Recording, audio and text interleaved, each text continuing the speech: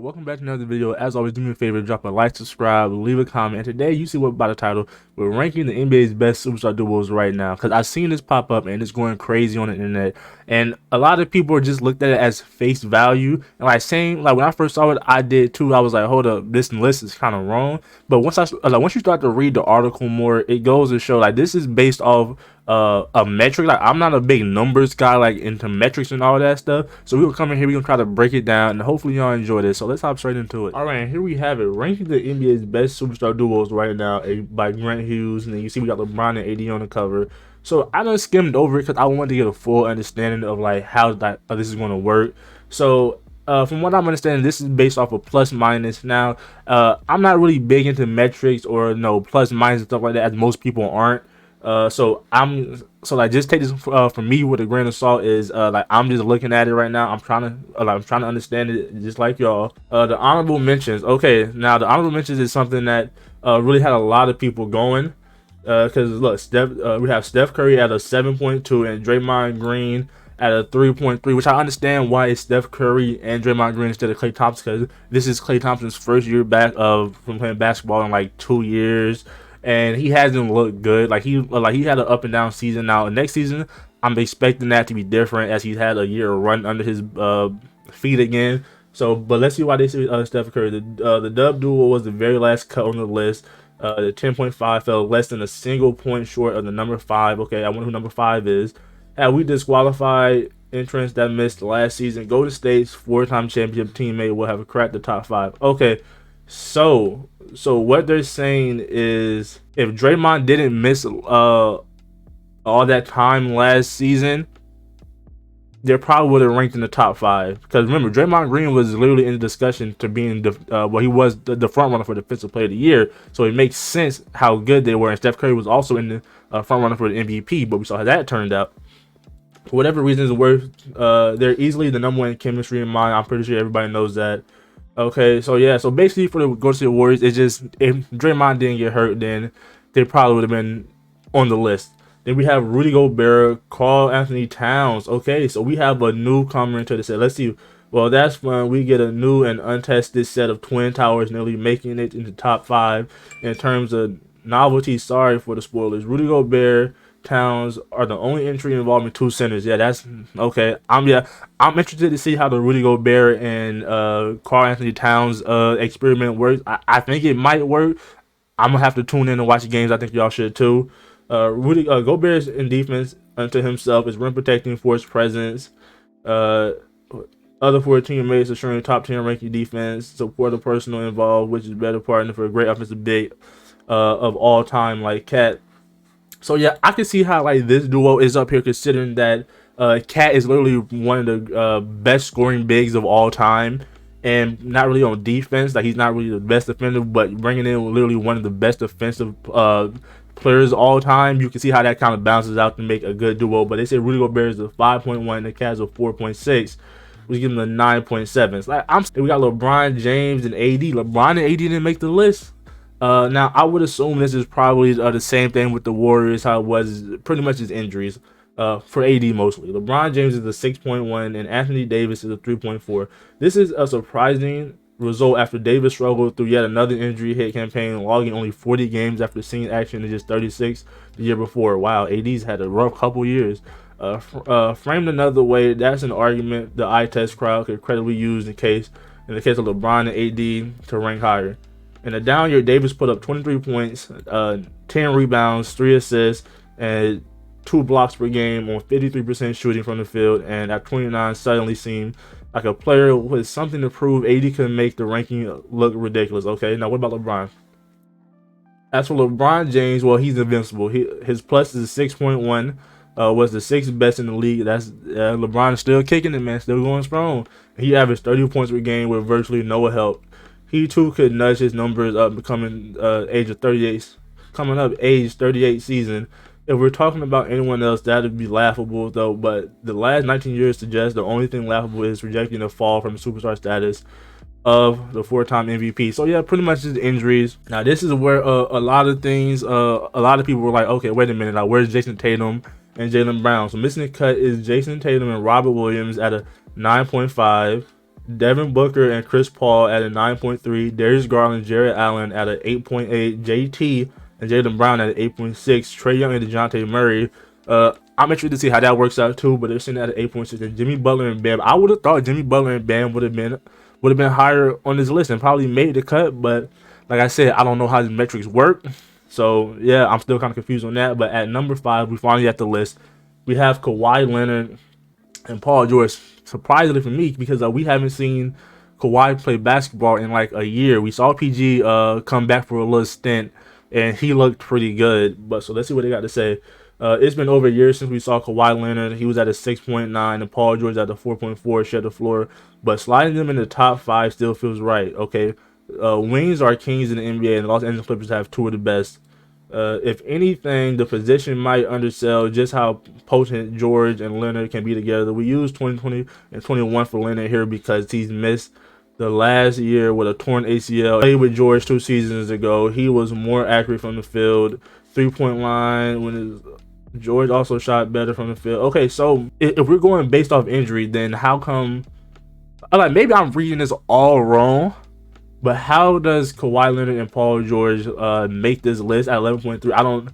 I don't know, because I think that what I'm saying is the reason they make this list is because they're going off Kawhi Leonard's year before he got hurt. That's why they have such a high 11.3. I'm confused, but I'm just out here just reading it. Hopefully, like in the comments, y'all can let me know, because as y'all can see, I'm still confused. Then we have the Joel Embiid and James Harden. Now I'm interested about this because James Harden did have James Harden in the past few seasons hasn't looked like himself.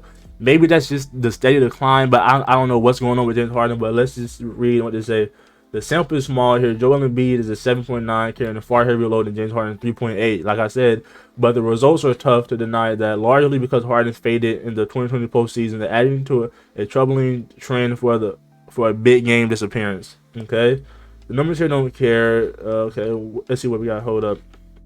The Sixers proceeded to produce a plus 5.4 net rating when Embiid and Harden on the court in the 2020 postseason. The team's best figure among duos who saw last 300 minutes on the court. For a reference point, the 4.9 net rating wounded up as the best playoff team. Okay, you heard it first.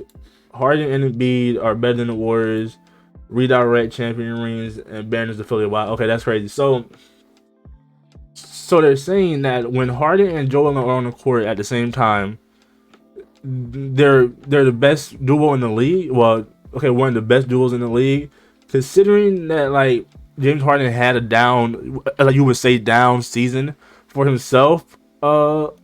It's kind of surprising. Obviously, the 76ers superstar have more to prove to playoffs. Yes, they do. Their short time together in the regular season ran up obscene 15.9 net rating that ranks second in the league among pairings that log 600 minutes per game. It also doesn't hurt their case that Harden and Embiid were the most dominant pick and roll combo in the league last year. There's nothing abstract about how well they work in direct cooperation with one another. I can see them being the best pick and roll. I can see that. Then we have Kevin Durant and Kyrie Irving. Wow. Okay. So just off face value, like just looking at it right away, it's understandable for Kevin Durant, as Kevin Durant was literally doing everything he could for this team in Brooklyn, and then Kyrie was only there for half the season. So let's just read. Kevin Durant 6.4 and Kyrie Irving 5.8. Here for a good time, but not a long time. Unfortunately, even the good times were few and far in between for KD and Kyrie, who only managed to play 44 games together over 3 seasons. Well, I didn't know that. That's wow. With the Brooklyn Nets, they won just a single playoff series in that span. So why are Irving and Durant, especially in the light of the very strong possibility that they won't be teammates in Brooklyn much longer? Talent, pure talent. According to the numbers last season, which are admittedly based on a tiny sample, produced a higher combined EPM than all but 2 other duos. So if we want to consider Kawhi Leonard and Paul George, who didn't play together at all this past year, we can leave Irving and Durant out. Not after they racked up a plus of 13.1 in 17 games they played together. So yeah, so just pure talent, like they said, when Kyrie and KD are on the court together, they look extremely good, and I think most people saw that. It's just a lot of stuff was going on in the organization that really could have just like that held them back. So there's that. Then Nikola Jokic and Jamal Murray. Wow. Okay. Wasn't expecting this at 12.6. Now, so like now I'm starting to confuse because look, Kyrie missed half the season. James Harden didn't look like himself, and then Kawhi Leonard hasn't played basketball, but Draymond Green and then Steph Curry. You know what? I like y'all gonna have to break it down for me in the comments. I do not understand like how this is being based off plus minus. I'm not, like I said, I'm not into metrics, but yeah, this is Nikola Jokic and Jamal Murray, and Jamal Murray hasn't played basketball in like a year. Heard he's doing good now, which is I'm excited to see with like the new pieces that they added in Denver. But let's see, Jamal Murray hasn't played a game in 15 months, but signs to point to him regaining his pre-injury form upon his return in the 23 season. When Murray comes back, he'll rejoin twice crowned MVP Nikola Jokic as the two-man leading edge for likely a contender. Jokic 9.3. I was definitely expecting that to probably be higher. Topped everyone in the EPM past season, falling 1.2 points short of the combined figure compiled by Steph and Draymond. So they're saying alone, Jokic was more impactful than Steph and Draymond. Am I reading that correctly? I think that's how that's being read. And a season total of Jason Tatum and Jaylen Brown at 8.3, all by himself. Okay, no, okay, so he was close to being better than Stephen Curry and Draymond Green, but he ended up by himself being better than Jason Tatum and Jaylen Brown. Okay, and then adding that Murray's 3.3 will clearly carry a lighter load than his megastar teammate, but the 25-year-old guard is no slouch. His last healthy season, he was one of the 9 players average at least 20 points, 4 rebounds, 4 assists, while hitting over 40% from the 3. If Murray hasn't quite earned superstar designation yet, don't be surprised when he does this season. So they're predicting that Jamal Murray comes back and look like his pre-ACL form. Now we know ACLs tend to be a thing that can like stagger people's career. Back in the day, it used to be like it was career ending. Nowadays, it's something you could come back to and you could look you good and get back to your regular self. So they're predicting that Jamal Murray comes back and looks like his form for himself, maybe just a little bit better. So that's how they're predicting they're so high. And then number 1, Giannis and Jrue Holiday. Okay, I get it. Giannis, all-time talent, MVP, Defensive Player of the Year, one of the greatest players of all time. Jrue Holiday, but I was expecting Chris Middleton. I was expecting Chris Middleton, but let me see, because Jrue Holiday is one of the best defenders we've seen in a long time. But let me see. Technically, Giannis Antetokounmpo 7.3, Jrue Holiday 5.3, tied Nikola Jokic and Jamal Murray as a combined plus 12.6. But several factors help easily break the tie in favor of Milwaukee Bucks duo. Most importantly, we've seen Antetokounmpo and Holiday win a championship together. That's true, something Nikola Jokic and Murray have yet to accomplish. Nothing validates a partnership like hosting a trophy in the sense of title runs. Okay, this still doesn't explain. We're gonna read some more, but I'm trying to see. Where's Chris Middleton? Beyond that, we don't have a pull from the Holiday's 20, 21 EPM to get our combined figure like we did with Murray. There's no stress in hoping Holiday can return to form. He's coming off arguably the best season of his distinguished career, complete with a personal best true shooting percentage, win shares, and value over replacement player. I don't know what none of that means. Well, I don't know what value over replacement player means. Another point in favor of Giannis and Jrue, equitable distributor credit. Obviously, Antetokounmpo is the first option on the transcendent star, but Holiday's plus 5.3 PM is relatively close to his teammate's 7.3. So why not put Chris Middleton on here then? I don't know, a player some might have considered Antetokounmpo's superstar teammate because he literally is his superstar teammate.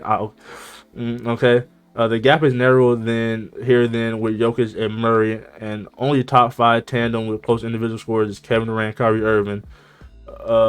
With all due respect, Kawhi Leonard, Paul George, Antetokounmpo, and Holiday are the best defensive duo here. They are. The former has a Defensive Player of the Year trophy and has been on all defensive teams every year since 2018, 2019, while the latter has over 12,000 career steals and 4 all defense. Now, that's crazy defensive stats. 2 firsts, 2 seconds in the last 5 years. To hear this, peers tell it. Holiday is still underrated despite those accolades. Okay, so what are we talking about here? Antetokounmpo and Holiday take the crown, at least by measure, were chosen for exercise considering their track record, team success, individual accomplishment, EPM dominance together. It's easy to accept that they're the top duo in the league. So they're saying based off of their defense alone, they're the best duo in the league. I'm still slightly confused. Like, I know I said it plenty of times in this video because like I'm not big into metrics, so hopefully like we'll see this broken down clearer. But there y'all have it. Let me know if y'all disagree with anything y'all saw on this list, because I know a lot of people were confused and but like there was like, where's Stephen Curry and Klay Thompson? I would definitely agree with the Stephen Curry and it's Draymond instead of Klay Thompson. Like I said, Klay Thompson had pretty much a down year coming back from his injury. Then there's people like, how's Kevin Durant, Kyrie up here with like everything that's going on and how they got swept by the Celtics? But so where's Jason Tatum and Jaylen Brown? Then so like y'all just let me know if y'all agree with anything on this list. If y'all team on this list, or like do y'all agree with the placement here or anything that's has been said? And as always, drop a like, subscribe, leave a comment, and I hope y'all enjoyed this video. Now I'm gonna catch you next video. We out of here. Peace.